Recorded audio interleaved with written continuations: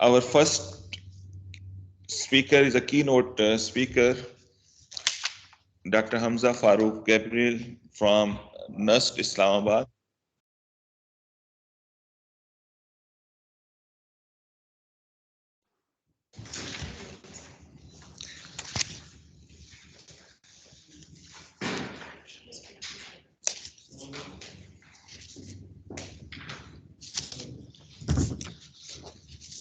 Professor Hamza Farooq Gabrial has a multidisciplinary teaching and research experience of over 30 years in water resources management, water resources engineering, engineering hydrology, and construction project management.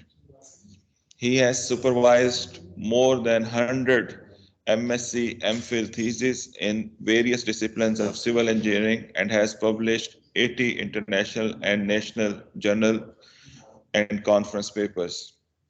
His area of expertise are hydrological modeling, groundwater engineering, hydrologic and water resources modeling and simulation, groundwater modeling, and hydrogeology. Uh, I request Professor Dr. Hamza Gabriel to please start his presentation, and he is aware of our paucity of time, scarcity of time, and hopefully he will conclude within the allocated time. Thank you, Dr. Hamza. Please go ahead. Thank you very much for my introduction. Am I audible? Yes, sir, very clear, and your screen is also visible. Okay, thank you much, sir. So first of all, I would like to thank the organizers of this national conference for giving me this opportunity to present this keynote lecture. So my keynote lecture is regarding the sustainable eco-technologies for wastewater treatment. As we know, Pakistan is a water-stressed country. So in order to increase our supplies, we can treat the wastewater and reuse it for various purposes. So this is the topic of my presentation. So as we all know that there are hazards of untreated water. Not only it pollutes the surface water, but also it pollutes the groundwater. And moreover, the foods which are produced from this untreated wastewater also poses a serious health risk. So major contaminants which are found in the wastewater are regarding the physical, which are in suspended solids or dissolved solids, in biological, that is in the form of pathogens, various bacteria and viruses are found in the wastewater. And there are other contaminants like refractory organics, heavy metals, and primary pollutants. So for treating the wastewater, many techniques are available worldwide. You can say more than 70 techniques are available, which I have listed here. So some are mechanized type, some are based on the natural systems. So at our NUST University campus, we are using three technologies, eco technologies, which are natural, or you can say nature based. So these are the biofilters, constructed wetlands, and the sedimentation tank. So the limitations of all these wastewater treatment techniques or the methods, they are listed here. They incur high initial capital cost. They need a lot of energy, and their operation and maintenance cost is very high. And some techniques, they are not yet mature, and they are not suitable for the field applications. So if we classify the various treatment methods, basically we can classify them into two treatment classes, the conventional methods and the nature-based systems. In the conventional methods, the more commonly used wastewater treatment methods are anaerobic system, activated carbon absorption, septic tanks, activated sludge, and trickling filter. Whereas the other class of wastewater treatment technologies are based on the nature, they are based on the natural systems.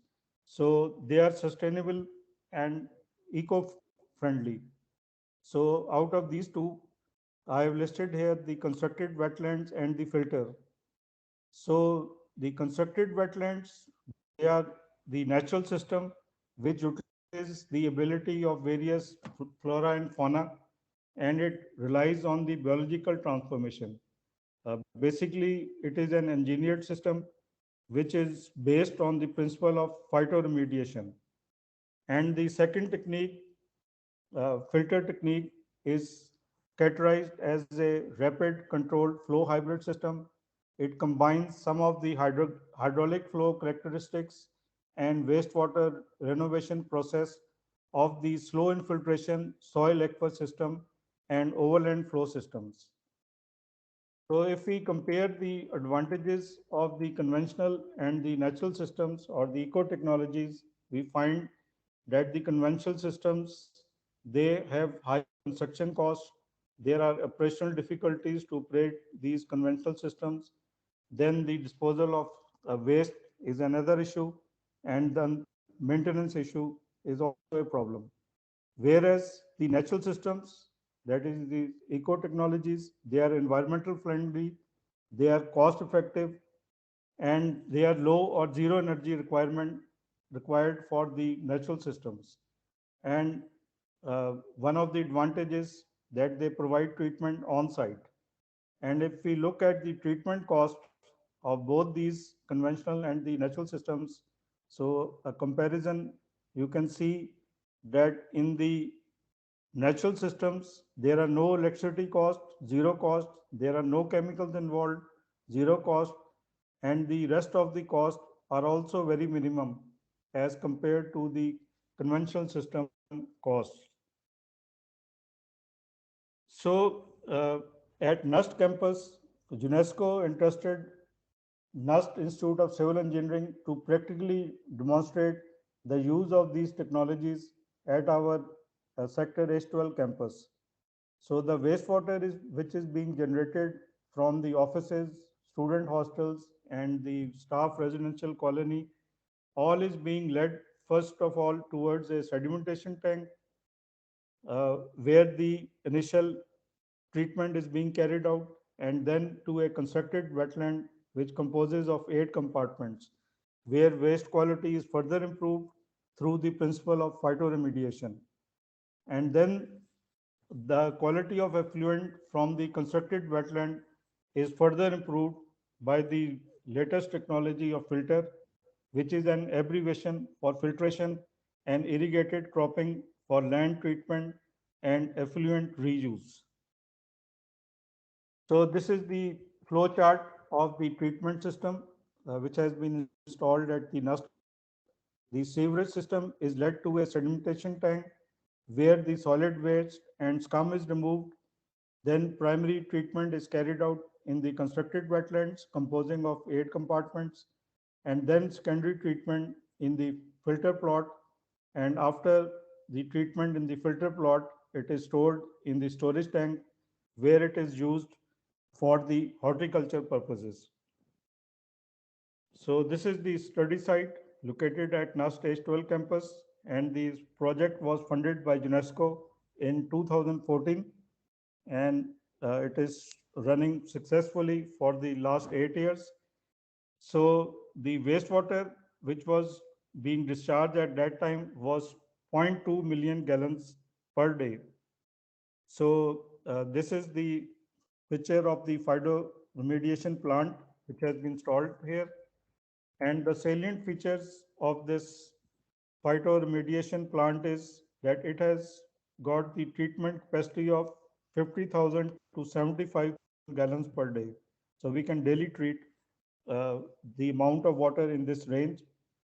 The first is the sedimentation tank. The specifications of which is it is 35 by 12 by 6 feet, and there the wastewater is detained for 3 to 4 hours, and all the solid material and the scum, the solid material settles down, and the scum, the floating material, that is taken out in the sedimentation tank. Then it is led to the constructed wetlands, The total size of the constructed wetland is 120 feet by 100 feet, and it composes of 8 compartments, each of 22 by 50 feet. So in the constructed wetlands, we have the different vegetation, the emergent, floating, and the submergent, like typha, water lettuce, or common reed, duckweed. So all these vegetations are used to improve the quality of wastewater. Then after the treatment in the constructed wetland, it is then led to the filter plot, whose total size is 120 feet by 170 feet, and the cost of the project was 65,000 US dollars, which was sponsored by the UNESCO. So in this photograph, you can see the sedimentation tank, the 8 compartments of the constructed wetlands, and this is the filter plot, and this is the sump where the treated water is being collected and then taken for the horticulture use. So this is a blow up of this picture of our plant. And this is the constructed wetlands. So you can clearly see the 8 ponds, 4 in one row and the other 4 in the second row. In the last pond, the mechanized aeration is also carried out so that the oxygen is more dissolved in the water to improve its quality. So the energy which is being used is the solar energy.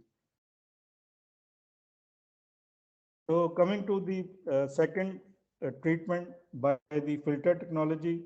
So filter is the abbreviation of filtration and irrigated cropping for land treatment and effluent reuse.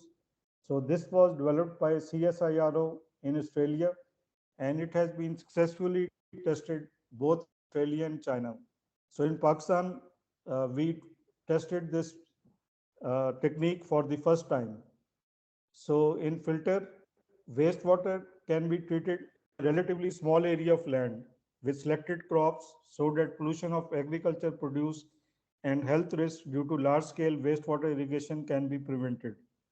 It also combines using the nutrient rich effluent or wastewater for intensive annual cropping. It provides wastewater treatment throughout the year, thereby eliminating the need for expensive wastewater storage, and the treated wastewater can be reused for irrigation or discharged to water bodies meeting the EPA requirements. So this is the illustration of the filter technology.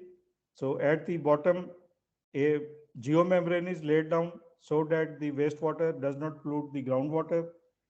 So then it is filled with 2 feet layer of soil, and over that a drainage network composing of the tile drainage perforated pipes, it is laid down, and then it is backfilled with a 3 feet layer of soil, and over that you can grow any vegetation over it.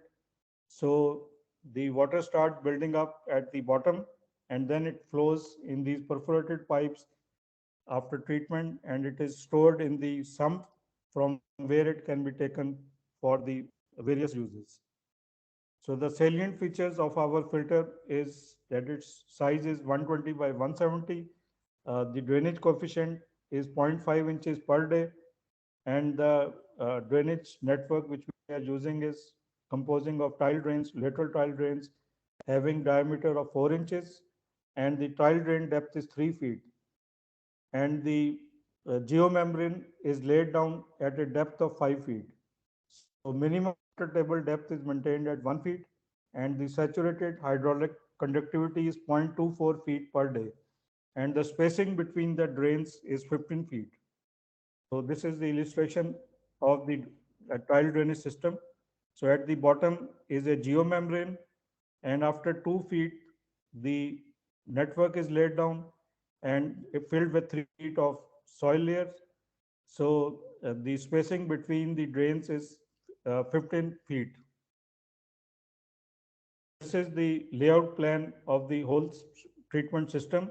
The sewerage line from where the wastewater is led to a sedimentation tank, then to the constructed wetland composing of 8 compartments, then to the filter plot for further treatment collected in the sump, and taken for the use for horticulture. The excess, because we don't need 75,000 per day for horticulture.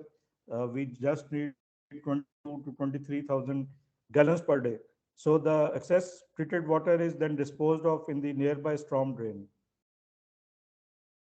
So this is another layout plan showing the drainage network, the perforated pipes laid down in the filter plot. These are some picture gallery, the project site before project, then after the project completion, the sedimentation tank, the constructed wetland, and the filter plot, showing the sewage inlet and a close view of the sedimentation tank. So this is the picture of the wetland before plantation, and then various plantations were taken to the constructed wetland. They were in the shape of the emergent or the floating type. So these 7 ponds were all covered with the vegetation, and the 8 pond, the mechanized aeration is uh, taking place so that the dissolved oxygen is increased in the treated wastewater, so further quality is improved. So these are the aquatic plants, which are naturally grown plants, free of cost available, and they multiply very rapidly and cover the whole surface of water. And this is the picture of the wetland effluent. So this picture shows the tile drains being laid down in the trenches. Around it, filter media was placed, and so that these tile drains do not become clogged. So here you see, after the coverage, the vegetation is grown there, the solar panels for the aeration system, and this is the sump where water is collected, and then through bowsers it is used for the horticulture purposes. So here you can see the comparison, the influent which is coming in the sedimentation tank, and this is the final effluent in the sump which is collected. So almost it looks like clean drinking water, but it contains little bit of E. coli, because 90% of E. coli are removed, but 10% still remains. So the various water quality parameters are also monitored by the NUST environmental lab, like the temperature, the pH values, the dissolved oxygen, the total dissolved solids, the total suspended solids, the total phosphate, chemical oxygen demand, the total coliforms. So all are monitored, and they satisfy the limits of the EPA or the uh, national NEQS, National Environmental Quality Standards. So here you see in the photographs the water bowser being filled with the recycled water. Then it is used for the horticulture, and we have grown guava trees just near the site, and they are being irrigated with the same treated water. So the conclusions are that the monitoring of eco technologies, they showed that their general performance was good, and they successfully reduced all the contaminants which were present in the wastewater. The results also indicate that if eco technologies are appropriately designed and operated, they can be used for secondary and tertiary wastewater treatment under local conditions successfully. And these sustainable eco technologies can be used instead of expensive mechanized wastewater treatment plants, which especially developing countries cannot afford it. So the sustainable eco technologies are much cheaper, robust, and easy to operate. So the treated wastewater is satisfactorily meeting all the USA EPA limits, Pakistan National Environmental Quality Standards, so it can safely be used for horticulture and even for replenishing the underlying groundwater aquifer. So if we add some dose of chlorine, so 100% the E. coli, they will be eliminated. So overall, uh, the sustainable eco technologies are reducing the health hazards. They are improving the ecology of surrounding environment. They are conserving the stressed groundwater aquifer, because before that we were using the fresh groundwater. for the horticulture. And the gravity flow, because all flow is taking place under the action of gravity, so the gravity flow, it results in zero energy required for operation. And even the uh, plants, after some their useful life, they are taken out and they can be dried and used as a fertilizer. So it is a zero energy, zero waste project. So this was all from my side. Thank you very much. Thank you very much, Professor Dr. Hamza. I forgot to add one more thing in his introduction. He is former professor of this Center of Excellence also, and a very good friend of us. I am witness to this eco-friendly water treatment system at NUST campus, and I think we can also mimic their experience. Presentation of Dr. Hamza and presentation of Dr. Habib are showing the implementation of the research carried out at the research centers, and the departments, the line departments, the EPA, EPD, they can replicate such implemented projects at a wider scale. Of course, universities cannot go at the wider scale. We can show them the efficacy of these methods. So thank you very much, Professor Hamza. Inshallah, we will be in